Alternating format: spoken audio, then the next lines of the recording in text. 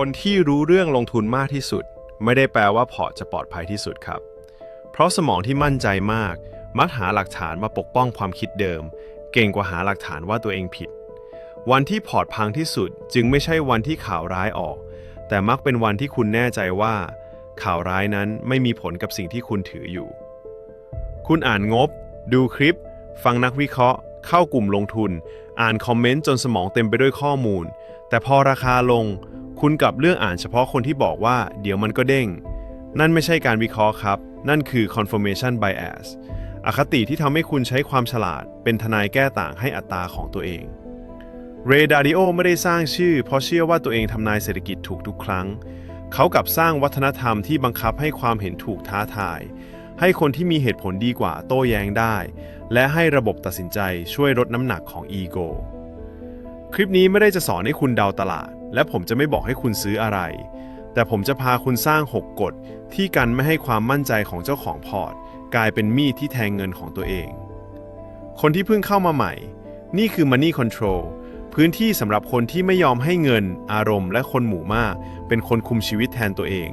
กดกระดิ่งไว้ตอนนี้เพราะวันที่ตลาดผันผวนคุณจะไม่ต้องวิ่งหาความคิดจากคนอื่นในวันที่สมองของคุณกำลังตัดสินใจแย่ที่สุดและฟังให้ดีครับมีข้อหนึ่งช่วงท้ายที่นักลงทุนไทยจำนวนมากคิดว่าเป็นความยืดหยุ่นทั้งที่จริงมันคือหลักฐานว่าพวกเขาไม่มีหลักการให้ตรวจสอบเลยก่อนจะไปถึงตรงนั้นเราต้องรื้อความเชื่ออันตรายที่สุดก่อนคือความเชื่อว่าคนฉลาดจะไม่โดนอคติหลอกคุณเคยเห็นคนที่ตอบทุกคำถามเรื่องหุ้นได้ไหมครับเขาพูดถึงเศรษฐกิจดอกเบี้ยงบการเงินและมีเหตุผลรองรับทุกการตัดสินใจแต่เมื่อมีข้อมูลที่สวนกับสิ่งที่เขาถือเหตุผลชุดเดิมกลับกลายเป็นกำแพงทันทีความรู้ไม่ได้ฆ่าอคติถ้าคุณไม่มีระบบให้ความรู้คอยตรวจสอบกันเองความรู้จะทำให้อคติของคุณแต่งตัวดีขึ้นเท่านั้นข้อ 1. ความฉลาดสร้างคำแก้ตัวเก่งครับลองนึกภาพพอร์ตสมมุติของคุณถือสินทรัพย์ตัวหนึ่งคุณซื้อเพราะเชื่อว่าธุรกิจกำลังเติบโตวันแรกมีข่าวดีคุณบอกว่าตัวเองวิเคราะห์ถูกวันที่2มีข่าวต้นทุนเพิ่มคุณบอกว่าเป็นเรื่องชั่วคราววันที่3ผลประกอบการต่ำกว่าที่คาดคุณบอกว่าตลาดมองสั้นเกินไปข้อมูล3ชุดนี้ไม่ได้ทำให้คุณมีวินัยมากขึ้นมันแค่เปิดพื้นที่ให้สมองเลือกเรื่องเล่าที่ช่วยให้คุณไม่ต้องยอมรับว่าความเชื่อแรกของคุณอาจผิดผู้ร้ายของข้อนี้มีชื่อว่าเครื่องคัดเลือกหลักฐานของอัตตามันไม่ได้สั่งให้คุณโกหกตัวเองตรงๆมันทำงานเงียบกว่านั้นมากมันทำให้ข่าวดีดูสำคัญกว่าข่าวร้ายทำให้คำเตือนดูเป็นความตื่นตระหนกและทำให้คนที่เห็นต่างดูเหมือนไม่เข้าใจภาพใหญ่นี่คือกลไกของ confirmation bias สมองมนุษย์ไม่ได้รับข้อมูลแบบผู้พิพากษามันมักรับข้อมูลแบบทนายเมื่อคุณมีตำแหน่งในพอร์ตแล้วทุกข้อมูลใหม่จะถูกถามก่อนว่ามันช่วยปกป้องสิ่งที่ฉันเลือกหรือไม่ราคาที่คุณจ่ายจึงไม่ใช่แค่การขาดทุนบนหน้าจอคุณกำลังจ่ายด้วยเวลาที่ควรใช้แก้สมมุติฐานแต่กลับเอาไปเสริมกำแพงให้ความมั่นใจและยิ่งถือใหญ่มากความจริงยิ่งเข้าถึงยากในหลักการของเรย์ ดาริโอประเด็นไม่ใช่ว่าใครเก่งที่สุดในห้องแต่คือใครมีเหตุผลที่ผ่านการตรวจสอบดีที่สุดแนวคิด believability weighted decision making ไม่ได้หมายความว่าคนมีชื่อเสียงถูกเสมอมันหมายถึงคุณต้องให้น้ำหนักกับคนที่มีประสบการณ์ตรงและมีประวัติการคิดเป็นระบบ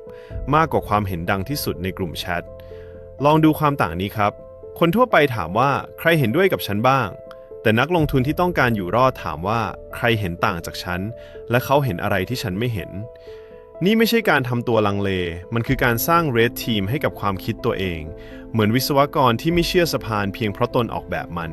เขาต้องให้คนอื่นตรวจจุดรับน้ำหนักเพราะสะพานไม่พังตอนคนออกแบบมั่นใจมันพังตอนจุดที่เขาไม่เคยคิดจะตรวจวิธีใช้จริงเริ่มจากกติกา3คำถามก่อนเพิ่มเงินในสิ่งที่คุณถือคำถามแรกข้อมูลไหนที่ฉันกำลังเลือกมาดูเฉพาะด้านคำถามที่2เหตุผลของคนเห็นต่างข้อไหนแข็งแรงที่สุดคำถามที่3ถ้าฉันยังไม่มีของชิ้นนี้ในพอร์ตวันนี้ฉันจะซื้อด้วยเหตุผลเดิมหรือไม่คำถามสุดท้ายเจ็บเพราะมันดึงคุณออกจากราคาเดิมมนุษย์ติดกับ anchoring bias เราเอาราคาที่ซื้อเป็นศูนย์กลางทางอารมณ์ทั้งที่ตลาดไม่สนว่าคุณซื้อมาเท่าไหร่ธุรกิจไม่สนว่าคุณอยากเสมอตัวแค่ไหนและความจริงไม่เคยลดความรุนแรงเพราะเจ้าของพอร์ตมีปริญญาหรืออ่านหนังสือเยอะถ้าคุณรู้สึกขัดใจตอนถูกถามว่าวันนี้ยังจะซื้อสิ่งเดิมไหมนั่นไม่ใช่เพราะคำถามมันไม่แฟร์แต่มันกำลังแตะจุดที่อีโก้ซ่อนตัวอยู่ครับ ความฉลาดที่ไม่มีระบบตรวจเหมือนรถแรงที่ไม่มีพวงมาลัยยิ่งเหยียบได้เร็วยิ่งพังได้ไกลแต่การรู้ว่าคุณมีอคติยังไม่พอเพราะหลายคนยอมรับว่าอาจผิดแล้วก็ยังตัดสินใจจากประโยคคลุมเครืออยู่ดีปัญหาต่อไปจึงลึกกว่าคุณไม่ได้แพ้เพราะไม่มีความเห็นคุณแพ้เพราะเอาความเห็นปลอมเป็นข้อเท็จจริงทุกครั้งที่อยากเชื่อตัวเองเมื่อคนพูดว่าผมมั่นใจว่ามันจะฟื้นฟังดูเหมือนเป็นประโยคเดียวแต่ข้างในมีทั้งข้อมูลความหวังและความกลัวถูกปั่นรวมกันจนแยกไม่ออกและเมื่อคุณแยกมันไม่ออกคุณก็ไม่มีทางรู้ว่าอะไรควรแก้อะไรควรรอและอะไรควรยอมรับว่าพังแล้วข้อ 2. แยกข้อเท็จจริงออกจากความเห็นครับลองกลับไปที่พอร์ตสมมุติเดิมข่าวบอกว่ารายได้ของธุรกิจเติบโตช้าลงนี่คือข้อเท็จจริงที่ตรวจสอบได้แต่ประโยคว่าธุรกิจยังแข็งแรงระยะยาวคือความเห็นหรือสมมติฐานส่วนประโยคว่าราคาต้องกลับไปจุดเดิมคือความหวังที่แต่งตัวเป็นการวิเคราะห์นักลงทุนจำนวนมากพังตรงนี้เพราะพวกเขาเถียงกันเรื่องความเห็นแต่พูดเหมือนกำลังเถียงเรื่องข้อมูลสุดท้ายไม่มีใครยอมเปลี่ยนใจเพราะไม่มีใครระบุชัดว่าต้องเห็นอะไรจึงจะยอมรับว่าตัวเองผิดระบบ Radical Transparency ของ Bridgewater มีแก่นที่โหดร้ายแต่สะอาดคุณไม่ควรปกป้องความคิดคุณต้องปกป้องกระบวนการหาความจริงและความจริงจะไม่สนใจว่าความคิดนั้นเป็นของ CEO นักวิเคราะห์ชื่อดังหรือของคุณเองในโลกลงทุนรายย่อยคุณไม่ต้องสร้างองค์กรใหญ่คุณแค่ต้องบังคับตัวเองเขียน3ช่องก่อนกดซื้อหรือเพิ่มน้ำหนักช่องแรกคือ Facts เขียนเฉพาะสิ่งที่ยืนยันได้เช่นรายงานผลประกอบการนโยบายที่ประกาศแล้วหรือข้อมูลที่มีแหล่งชัดเจน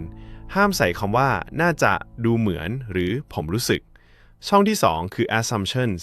เขียนสิ่งที่คุณกำลังอนุมานเช่นเชื่อว่าต้นทุนจะลดเชื่อว่าความต้องการจะกลับมาหรือเชื่อว่าผู้บริหารจะทำตามแผนเขียนมันให้ตรงเพราะสมมติฐานที่ถูกซ่อนคือระเบิดที่ไม่มีใครรู้ตำแหน่งช่องที่3คือ disconfirming evidence อะไรจะพิสูจน์ว่าคุณคิดผิดไม่ใช่อะไรจะทำให้ราคาลงชั่วคราวแต่เป็นอะไรที่กระทบเหตุผลหลักที่คุณซื้อถ้าคุณตอบช่องนี้ไม่ได้คุณไม่ได้มีแผนลงทุนครับคุณมีความเชื่อคนส่วนใหญ่ไม่เขียนสิ่งนี้เพราะการเขียนเงื่อนไขยอมแพ้ทำให้รู้สึกเหมือนลดความมั่นใจแต่ความจริงคือมันเพิ่มอำนาจต่อรองกับอารมณ์เมื่อวันที่ข่าวร้ายเข้ามาคุณไม่ต้องถามอินฟลูเอนเซอร์ว่าควรกลัวไหมคุณกลับไปดูว่าข่าวนั้นชนกับสมมติฐานข้อไหนนี่คือความต่างระหว่างการตอบสนองกับการตัดสินใจคนที่ตอบสนองให้ราคาสั่งอารมณ์คนที่ตัดสินใจให้กติกาตรวจข้อมูลก่อนสั่งมือมีงานวิจัยด้านพฤติกรรมการลงทุนพูดถึง overconfidence ซึ่งมักทำให้คนประเมินความแม่นของตัวเองสูงเกินจริงและประเมินพื้นที่ที่ตัวเองไม่รู้น้อยเกินจริงปัญหาไม่ได้อยู่ที่คุณมั่นใจปัญหาอยู่ที่คุณไม่รู้ว่าความมั่นใจนี้ตั้งอยู่บนหลักฐานหรือยืนอยู่บนความอยากให้มันจริงลองใช้แบบฝึกหัดนี้คืนนี้ครับเลือกสิ่งหนึ่งที่คุณกำลังเชื่อมากที่สุดในพอร์ตเขียน1ประโยคว่าเหตุผลหลักที่ถือคืออะไรจากนั้นเขียน1ประโยคว่าเหตุการณ์ใดจะทำให้เหตุผลนั้นใช้ไม่ได้อีกต่อไปถ้าคุณเขียนได้ชัดคุณเริ่มมีระบบถ้าเขียนไม่ได้คุณกำลังให้ราคาวิ่งนำแล้วค่อยวิ่งตามหาคำอธิบายทีหลังผมอยากให้คุณตอบสั้นๆในคอมเมนต์ครับตอนนี้สิ่งที่คุณถืออยู่มีเงื่อนไขอะไรที่จะทำให้คุณยอมรับว่าคิดผิดตอบเป็นคำเดียวก็พอเช่นยังไม่มีหรือเขียนแล้วการยอมรับว่ายังไม่มีไม่ใช่ความอ่อนแอมันคือจุดที่คุณหยุดหลอกตัวเองได้จริงแต่ต่อให้คุณแยก Fact กับ Assumption ได้ยังมีศัตรูอีกตัวที่คนเก่งแพ้บ่อยคือวันที่มีคนเอาหลักฐานมาวางตรงหน้าแล้วคุณรู้สึกว่าเขากำลังโจมตีคุณแทนที่จะกำลังช่วยเงินของคุณความเห็นต่างที่ไม่มีหลักฐานคือเสียงรบกวนแต่ความเห็นต่างที่มีหลักฐานคือสัญญาณเตือนไฟไหม้ในห้องที่คุณนั่งอยู่คนส่วนใหญ่ปิดสัญญาณนั้นเพราะไม่อยากรู้สึกว่าตัวเองพลาดแล้วปล่อยให้ไฟลามเพียงเพื่อรักษาภาพว่าตัวเองตัดสินใจถูกข้อ 3. ให้คนค้านตรวจอัตราครับลองนึกถึงนักลงทุน2คนที่ถือพอร์ตเดียวกันคนแรกส่งข่าวดีให้เพื่อนที่คิดเหมือนกันพวกเขาตอกย้ำกันว่าตลาดยังไม่เข้าใจคนที่2ตั้งใจโทรหาคนที่มองต่างแล้วถามเพียงอย่างเดียวว่าถ้าคุณต้องทำลายเหตุผลที่ผมถือคุณจะเริ่มตรงไหนคนแรกได้ความสบายใจคนที่2ได้ข้อมูลที่อาจช่วยรักษาเงินและในตลาดความสบายใจมักมีราคาแพงมากเพราะมันทำให้คุณอยู่กับความผิดพลาดนานเกินกว่าที่เหตุผลรองรับผู้ร้ายในข้อนี้คือกับดักการตีความคำค้านเป็นการดูถูก มนุษย์ผูกความคิดเข้ากับตัวตนพอใครค้านหุ้นที่คุณถือสมองไม่ได้ยินแค่ว่าเหตุผลนี้มีช่องโหว่มันได้ยินว่าคุณไม่เก่งคุณพลาดและคุณเสียหน้าจึงเกิด defensive reasoning คุณไม่ได้ตรวจข้อมูลเพื่อหาความจริงคุณเริ่มตรวจน้ำเสียงของคนค้านเลือกจับคำที่เขาพูดไม่ดีพอแล้วใช้ข้อบกพร่องเล็กๆนั้นโยนเหตุผลใหญ่ทั้งหมดทิ้งนี่คือวิธีที่อัตราปล้นพอร์ตมันไม่ต้องทำให้คุณโง่มันแค่ทำให้คุณเลิกฟังในจังหวะที่คุณควรฟังมากที่สุดสิ่งที่ Bridgewater พยายามทำไม่ใช่สร้างวัฒนธรรมให้ทุกคนเถียงกันเสียงดังแต่สร้างระบบที่แยกคนออกจากความคิดคุณวิจารณ์เหตุผลได้โดยไม่ต้องประกาศว่าเจ้าของเหตุผลไร้ค่าและคุณให้น้ำหนักกับข้อโต้แย้งตามคุณภาพของหลักฐานไม่ใช่ตามระดับความสนิทนำมาใช้กับพอร์ตส่วนตัวได้ง่ายกว่าที่คิดตั้งคนค้านประจำ1 คนเขาไม่จำเป็นต้องเป็นผู้เชี่ยวชาญแต่ต้องเป็นคนที่กล้าถามคุณและไม่ได้เงินจากการเห็นด้วยกับคุณก่อนตัดสินใจครั้งใหญ่ส่งสรุปให้เขาอ่านไม่เกิน5 บรรทัดผมซื้อเพราะอะไรข้อมูลไหนรองรับความเสี่ยงใหญ่คืออะไรทำให้ผมผิดและผมจะทำอะไรเมื่อมันเกิดขึ้นจากนั้นบอกเขาตรงๆว่าหน้าที่ของคุณไม่ใช่ให้กำลังใจหน้าที่ของคุณคือหาจุดที่ผมกำลังไม่เห็นถ้าเขาตอบว่าไม่มีข้อโต้แย้งอย่าเพิ่งดีใจให้ถามต่อว่าถ้าต้องเลือก1 จุดที่เปราะที่สุดมันคือจุดไหนนี่ไม่ทำให้คุณตัดสินใจช้ามันทำให้คุณช้าก่อนผิดเพื่อไม่ต้องช้ามากตอนแก้ความเสียหายนักมวยที่ยอมให้โค้ชเห็นการ์ดตกไม่ได้เสียเวลาเขากำลังลดโอกาสโดนน็อกส่วนคนที่บอกว่าไม่ต้องฟังใครมักได้เรียนรู้จากตลาดด้วยค่าเรียนแพงกว่าและอย่าสับสนระหว่างการฟังทุกคนกับการเปิดให้เหตุผลที่ดีเข้ามาคุณไม่ต้องเปลี่ยนพอร์ตทุกครั้งที่เจอความเห็นต่างคุณต้องเปลี่ยนเมื่อหลักฐานทำลายสมมติฐานเดิมได้จริงความนิ่งที่แท้จริงจึงไม่ใช่การดื้อถือแต่มาจากการผ่านคำคัดค้านแล้วพบว่าเหตุผลยังยืนอยู่แต่ถ้าคุณรอให้ราคาผันผวนก่อนค่อยเปิดรับคำค้านค่อยหาเหตุผลตอนนั้นสมองจะไม่ทำงานเพื่อผลตอบแทนแล้วมันจะทำงานเพื่อหนีความเจ็บปวดและนั่นคือกับดักต่อไปกับดักที่ทำให้คนจำนวนมากเปลี่ยนจากนักลงทุนเป็นนักโทษของราคาหน้าจอข้อ 4. ตั้งกติกาขายก่อนราคาผันผวนครับราคายังนิ่งอยู่คุณจะคิดว่าตัวเองมีวินัยแต่วันที่สินทรัพย์ที่ถือแดงต่อกันหลายวันวินัยของคุณจะถูกทดสอบจริงในวันนั้นไม่ใช่วันที่คุณนั่งอ่านหนังสือลงทุนอย่างสบายใจสมมุติคุณซื้อสินทรัพย์หนึ่งเพราะเชื่อว่าธุรกิจยังขยายตัวได้งบการเงินยังแข็งแรงและความเสี่ยงอยู่ในระดับที่รับได้ผ่านไปไม่นานข่าวลบออกราคาเริ่มลงคนในกลุ่มแชทพิมพ์ว่าเป็นโอกาสซื้อเพิ่มอีกกลุ่มหนึ่งพิมพ์ว่าธุรกิจกำลังจบแล้วคุณไม่ได้กำลังวิเคราะห์ธุรกิจอย่างเดียวคุณกำลังถูกดึงไปมาระหว่างความกลัวกับความหวังและคนที่ไม่มีเงื่อนไขล่วงหน้าจะให้ราคาหน้าจอเป็น CEO ของพอร์ตตัวเองคู่ร้ายของข้อนี้ชื่อว่าระบบหลีกเลี่ยงความเจ็บปวดเฉพาะหน้าเมื่อขาดทุนสมองไม่ได้มองเงินเป็นแค่ตัวเลขมันรับรู้การขาดทุนเหมือนภัยคุกคาม loss aversion จึงทำให้ความเจ็บจากการเสียมีน้ำหนักทางอารมณ์มากกว่าความสุขจากการได้ผลคือคนจำนวนมากเปลี่ยนเป้าหมายกลางทางตอนแรกเขาซื้อเพื่อสร้างผลตอบแทนตามเหตุผลพอราคาลงเขาไม่ได้ถามว่าเหตุผลเดิมยังจริงไหมเขาถามแค่ว่าทำอย่างไรให้ไม่รู้สึกว่าตัวเองขาดทุนนี่คือจุดที่การถือยาวกลายเป็นข้ออ้างและการขายตัดขาดทุนกลายเป็นการหนีพฤติกรรมภายนอกอาจเหมือนกันแต่กลไกข้างในต่างกันคนละโลกคนหนึ่งทำตามเงื่อนไขอีกคนทำตามคอร์ติซอลอย่าหลอกตัวเองว่าคุณจะตัดสินใจได้ดีขึ้นตอนอารมณ์พุ่งสูงเหมือนคนเมาที่บอกว่าจะขับรถได้แม่นกว่าเดิมตอนสมองถูกความกลัวครอบงำมันจะผลิตเหตุผลเพื่อปกป้องความรู้สึกก่อนปกป้องเงินแนวคิดของเรย์ดาริโอไม่ใช่ให้ทำนายทุกความผันผวนได้ถูกแต่ให้สร้าง principles ก่อนเหตุการณ์จะเกิดเพราะหลักการที่เขียนตอนใจเย็นมีโอกาสซื่อสัตย์กว่าคำอธิบายที่แต่งตอนกำลังเจ็บคุณไม่ต้องตั้งกติกาซับซ้อนเริ่มจากเขียนเงื่อนไข3ระดับก่อนเข้าซื้อระดับแรกเหตุผลอะไรที่ทำให้คุณซื้อระดับที่2ข้อมูลอะไรที่ถ้าเปลี่ยนแล้วจะทำให้สมมติฐานนั้นใช้ไม่ได้ระดับที่3ถ้าคุณผิดคุณจะทำอะไรทันทีตัวอย่างเช่นอย่าเขียนว่าถ้าราคาลงมากจะพิจารณาอีกทีนั่นไม่ใช่กติกามันคือประตูเปิดให้อารมณ์เดินเข้าให้เขียนว่าหากข้อมูลหลักที่ผมใช้ประเมินเปลี่ยนผมจะหยุดเพิ่มเงินและกลับไปตรวจเหตุผลภายใน24ชั่วโมงคำว่าข้อมูลหลักต้องระบุให้ชัดก่อนไม่ใช่รอให้ขาดทุนแล้วค่อยนิยามใหม่คุณกำลังสร้างราวจับบนบันไดราวจับไม่ได้ทำให้คุณไม่เคยสะดุด แต่มันกันไม่ให้ความตกใจเปลี่ยนความสะดุดครั้งเดียวเป็นการตกทั้งชั้น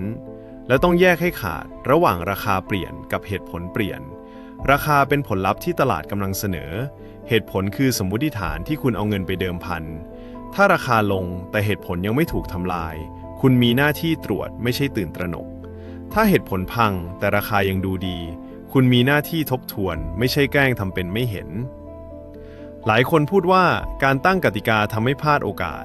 ความจริงคือกติกาอาจทำให้คุณพลาดความตื่นเต้นแต่มันลดโอกาสพลาดแบบที่พอร์ตเสียหายหนักตลาดไม่ได้ให้รางวัลคนที่ตอบสนองไวที่สุดเสมอไปมันมักลงโทษคนที่เปลี่ยนหลักการเร็วที่สุดลองถามตัวเองตรงๆการตัดสินใจล่าสุดที่คุณเปลี่ยนไปเกิดจากข้อมูลใหม่จริงหรือเกิดจากสีของกราฟถ้าตอบไม่ได้ภายใน10 วินาทีแปลว่าราคากำลังคิดแทนคุณอยู่แล้วครับกติกาขายจึงไม่ใช่เครื่องมือของคนขี้กลัวมันคือระบบกักกันอารมณ์ก่อนอารมณ์จะเอาเงินทั้งก้อนไปจ่ายเป็นค่าเรียนให้ตลาดแต่ถึงคุณจะมีกติกาก็ยังมีวิธีหนึ่งที่อัตราใช้หลบมันได้มันไม่ได้ฉีกกติกาทิ้งทันทีมันค่อยๆเขียนความหมายใหม่จนกติกาเดิมกลายเป็นกระดาษไร้อำนาจข้อ 5 บันทึกเหตุผลก่อนอารมณ์แก้ไขครับสิ่งที่น่ากลัวไม่ใช่การเปลี่ยนใจคนลงทุนที่ไม่เปลี่ยนใจเลยก็อันตรายสิ่งที่น่ากลัวคือคุณเปลี่ยนใจแล้วจำไม่ได้ว่าคุณเคยเชื่ออะไรและปล่อยให้ตัวเองเล่าเรื่องใหม่เหมือนไม่เคยตัดสินใจพลาดมาก่อนลองนึกถึงวันที่คุณซื้อคุณอาจเขียนในใจว่าสินทรัพย์นี้เสี่ยงแต่ผมรับความผันผวนได้ผ่านไปไม่กี่สัปดาห์เมื่อราคาลดลงประโยคเดิมจะถูกแก้ในหัวอย่างแนบเนียนผมไม่ได้คิดว่ามันจะลงแรงขนาดนี้หรือผมซื้อเพราะคนอื่นพูดไม่ได้มั่นใจจริง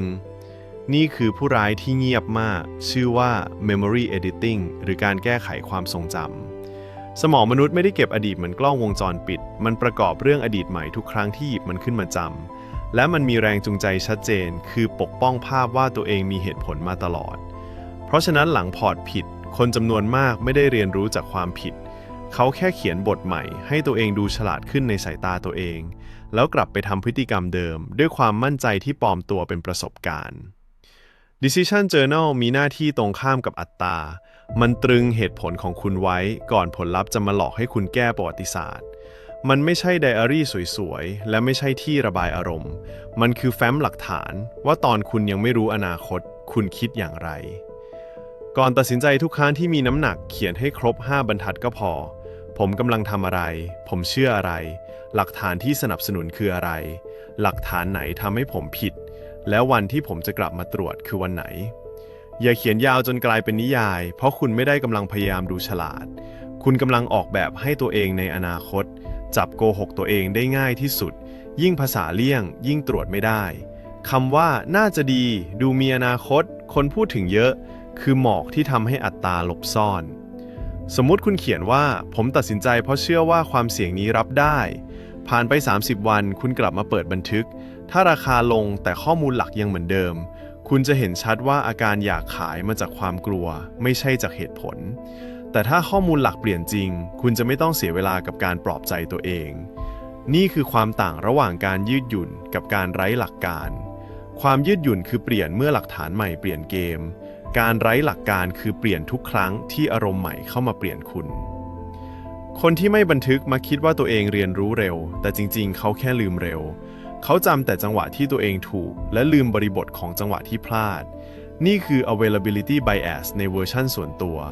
ความทรงจำที่เด่นที่สุดกลายเป็นเหมือนหลักฐานทั้งหมดของชีวิตใน Bridgewater มีแนวคิดเรื่องการให้ความสำคัญกับความน่าเชื่อถือของเหตุผลไม่ใช่แค่ความดังของความเห็นสำหรับคนลงทุนรายย่อยบันทึกของคุณคือจุดเริ่มต้นในการสร้างความน่าเชื่อถือนั้นคุณจะเริ่มเห็นว่าเรื่องไหนคุณเคยประเมินอย่างเป็นระบบและเรื่องไหนคุณแค่ตามกระแสด้วยคำอธิบายหรูๆให้ตั้งวันตรวจบันทึกเป็นรอบไม่ใช่เปิดเมื่ออยากพิสูจน์ว่าตัวเองถูกเปิดเมื่อถึงวันที่เขียนไว้แล้วตอบ3 คำถามสมมุติฐานยังอยู่ไหมข้อมูลใหม่เปลี่ยนอะไรและสิ่งที่ผมอยากทำตอนนี้มาจากหลักฐานหรือมาจากความรู้สึกถ้าคำตอบคือความรู้สึกคุณไม่จำเป็นต้องห้ามตัวเองรู้สึกคุณแค่ห้ามความรู้สึกปลอมตัวเป็นข้อมูลตลาดมีข้อมูลมากพออยู่แล้วสิ่งที่ทำลายคุณบ่อยกว่าคือเรื่องที่สมองแต่งเพิ่มจากข้อมูลนั้นคนที่เขียนบันทึกไม่ได้เหนือกว่าตลาด แต่เขาเหนือกว่าตัวเองเมื่อวานเพราะเขามีหลักฐานว่าตัวเองเคยคิดอะไรและเคยพลาดตรงไหนความเจ็บจากการเห็นข้อผิดพลาดของตัวเองอาจทำให้คุณอึดอัดแต่ความอึดอัดนั้นมีประโยชน์มันเหมือนผลเอ็กซเรย์คุณไม่ชอบเห็นรอยร้าวแต่การไม่ดูไม่ได้ทำให้กระดูกกลับมาสมบูรณ์อย่างไรก็ตามต่อให้คุณมีคนค้านมีกติกาขายและมีบันทึกทั้งหมดนี้ยังไร้ความหมายถ้าทุกครั้งที่เปิดโทรศัพท์คุณยอมให้เสียงจากคนอื่นเขียนเหตุผลแทนคุณใหม่ทั้งวันข้อ 6 อย่าสับสนความยืดหยุ่นกับไร้หลักการครับนักลงทุนไทยจำนวนมากไม่ได้ขาดข้อมูลเขาขาดพื้นที่เงียบเช้าดูข่าวเศรษฐกิจเที่ยงอ่านโพสต์เพจการเงินบ่ายเข้ากลุ่มแชทเย็นเจอคลิปวิเคราะห์ก่อนนอนมีคนสรุปว่าพรุ่งนี้ตลาดจะไปทางไหนและทุกแหล่งข้อมูลพูดด้วยน้ำเสียงมั่นใจพอๆกันปัญหาคือข้อมูลใหม่ไม่ได้เท่ากับข้อมูลสำคัญแต่สมองชอบตีความสิ่งที่มาใหม่ว่าเป็นสิ่งที่ควรตอบสนองทันทีเพราะ novelty กระตุ้นโดพามีนคุณจึงรู้สึกเหมือนกำลังอัปเดตทั้งที่จริงคุณกำลังถูกป้อนความตื่นตัวผู้ร้ายของข้อนี้ชื่อว่าอัลกอริทึมความเห็นที่ปลอมตัวเป็นความรู้แพลตฟอร์มไม่ได้มีหน้าที่รักษาหลักการลงทุนของคุณมันมีหน้าที่รักษาความสนใจของคุณข่าวที่แรงความเห็นที่มั่นใจและความขัดแย้งที่ทำให้คุณอยากตอบจึงมักถูกส่งมาข้างหน้ามากกว่าเหตุผลที่เงียบและรอบคอบผลลัพธ์คือคุณเปลี่ยนคำอธิบายตามทุกข่าวข่าวดีมาคุณบอกว่ามองไกลข่าวร้ายมาคุณบอกว่าระวังความเสี่ยงข่าวเดิมกับด้านคุณบอกว่ากำลังปรับตัวฟังดูยืดหยุ่นแต่ไม่มีใครตรวจได้ว่าคุณเปลี่ยนเพราะหลักฐานอะไรนี่คือราคาที่คุณจ่ายอยู่แล้วคุณเสียเวลาไปกับการเฝ้าตลาดเสียพลังสมองไปกับการป้องกันความเห็นล่าสุดและเสียโอกาสสร้างระบบที่ทำให้ทุกการตัดสินใจถูกตรวจสอบได้ในมาตรฐานเดียวกันคนที่มีหลักการไม่ได้ปิดหูเขาแค่ไม่ยกตำแหน่งผู้พิพากษาให้ทุกคนที่พูดเสียงดังผ่านหน้าจอเขารับข้อมูลใหม่แล้วเอาไปเทียบกับสมมติฐานเดิมถ้าข้อมูลนั้นไม่แตะสมมติฐานเขารับรู้ได้โดยไม่จำเป็นต้องขยับพอร์ตให้สร้างกติกาข่าว3ชั้นชั้นแรกข่าวนี้เป็นข้อเท็จจริงหรือเป็นเพียงความเห็นของคนหนึ่งชั้นที่2ข่าวนี้กระทบสมมติฐานที่ผมเขียนไว้ข้อไหนชั้นที่3ถ้าผมไม่เห็นข่าวนี้ผมยังตัดสินใจเหมือนเดิมหรือไม่ถ้าคุณตอบชั้นที่2ไม่ได้ข่าวนั้นอาจมีค่าให้รับรู้แต่ยังไม่มีสิทธิ์สั่งพอร์ตคุณไม่ต้องชนะทุกการถกเถียงคุณต้องป้องกันไม่ให้การถกเถียงกลายเป็นเครื่องมือปล้นสมาธิและวินัยของคุณลองใช้ตัวอย่างพอร์ตเดียวกันเมื่อมีข่าวดีคุณไม่รีบเพิ่มเงินจนกว่าจะตอบได้ว่าข่าวนั้นทำให้สมมติฐานเดิมแข็งแรงขึ้นตรงไหนเมื่อมีข่าวร้ายคุณไม่รีบขายจนกว่าจะตอบได้ว่าข่าวนั้นทำลายเหตุผลเดิมข้อไหนเมื่อราคาผันผวนคุณไม่รีบเรียกมันว่าโอกาสหรือวิกฤตคุณกลับไปดูเอกสารที่เขียนไว้ก่อนความกลัวมานี่คือการทำให้ principle based decision making ลงมาสู่ชีวิตคนทั่วไปไม่ใช่การทำตัวเหมือนกองทุนใหญ่แต่เป็นการเลิกยอมให้ฟีดกำหนดอารมณ์และคำอธิบายของคุณถ้าคุณรู้สึกว่าตัวเองเปลี่ยนมุมมองทุกวันอย่าเพิ่งภูมิใจว่าเปิดกว้างลองถามให้เจ็บกว่านั้นคุณกำลังปรับตัวตามโลกหรือคุณกำลังไม่มีแกนพอจะต้านเสียงรอบตัวคนที่ไม่มีหลักการจะเรียกทุกการเปลี่ยนใจว่ายืดหยุ่นจนวันหนึ่งเขามองย้อนกลับมาและพบว่าไม่มีการตัดสินใจไหนที่เป็นของตัวเองจริงๆโลกการลงทุนไม่ต้องการให้คุณมีความเห็นทุกเรื่องมันต้องการให้คุณรู้ว่าความเห็นของคุณหนักแค่ไหนข้อมูลใดเปลี่ยนมันได้และเมื่อไหร่ที่คุณต้องหยุดก่อนอัตตาจะเอาเงินไปพิสูจน์ว่าตัวเองถูกจากนี้คุณไม่จำเป็นต้องดูข่าวน้อยลงแต่คุณต้องเลิกให้ข่าวทุกชิ้นมีสิทธิ์เปลี่ยนกติกาของคุณเพราะอิสรภาพทางการเงินเริ่มต้นจากการที่ความคิดของคุณไม่ถูกซื้อไปด้วยพาดหัวข่าวรายวันคุณเพิ่งเห็นแล้วว่าพอร์ตไม่ได้พังเพราะคุณไม่ฉลาดเสมอไปหลายครั้งมันพังเพราะคุณฉลาดพอจะหาคำอธิบายมาปกป้องความผิดของตัวเองความฉลาดทำให้คุณเลือกข้อมูลที่ถูกใจความเห็นที่ไม่แยกจากข้อเท็จจริงทำให้คุณไม่รู้ด้วยซ้ำว่าตัวเองกำลังเดิมพันอะไรและเมื่อคุณปิดคำค้านอัตราจะได้อยู่คนเดียวกับเงินของคุณกติกาขายที่ไม่มีมาก่อนความผันผวนจะถูกความกลัวเขียนใหม่ตอนราคาลงบันทึกที่ไม่มีอยู่จะเปิดทางให้ความทรงจำแก้ต่างย้อนหลังส่วนการรับข่าวทุกชิ้นจะทำให้คุณเรียกความไร้หลักการว่าความยืดหยุ่นทั้ง6ข้อจึงไม่ใช่เทคนิคทำนายตลาด มันคือระบบลดอำนาจของอีโก้เริ่มจากยอมรับว่าข้อมูลมากไม่ได้แปลว่าคุณเห็นความจริงมากแล้วสร้างหลักฐานคนค้านกติกาและบันทึกที่กล้าตรวจคุณกลับจุดตัดสินใจอยู่ตรงนี้คุณจะยังลงทุนเพื่อพิสูจน์ว่าตัวเองเก่งหรือจะลงทุนด้วยระบบที่ยอมให้คุณผิดเล็กลงก่อนความผิดครั้งหนึ่งจะกินอนาคตไปหลายปีถ้าคุณเลือกอย่างหลังคุณไม่ได้อ่อนแอลงคุณแค่เลิกปล่อยให้ความมั่นใจทำงานโดยไม่มีคนคุมเกมครับถ้าคลิปนี้ทำให้คุณเห็นว่าบางการเปลี่ยนใจของตัวเองไม่ได้มาจากข้อมูลแต่เกิดจากความกลัวหรือเสียงในกลุ่มแชทกดบันทึกคลิปนี้ไว้ก่อนการตัดสินใจลงทุนครั้งถัดไปเพื่อใช้ตรวจว่าเหตุผลของคุณยังเป็นของคุณอยู่หรือไม่แต่การมีระบบตรวจอคติยังไม่พอถ้าคุณไม่รู้ว่าความกลัวและความโลภกำลังหลอกสมองอย่างไร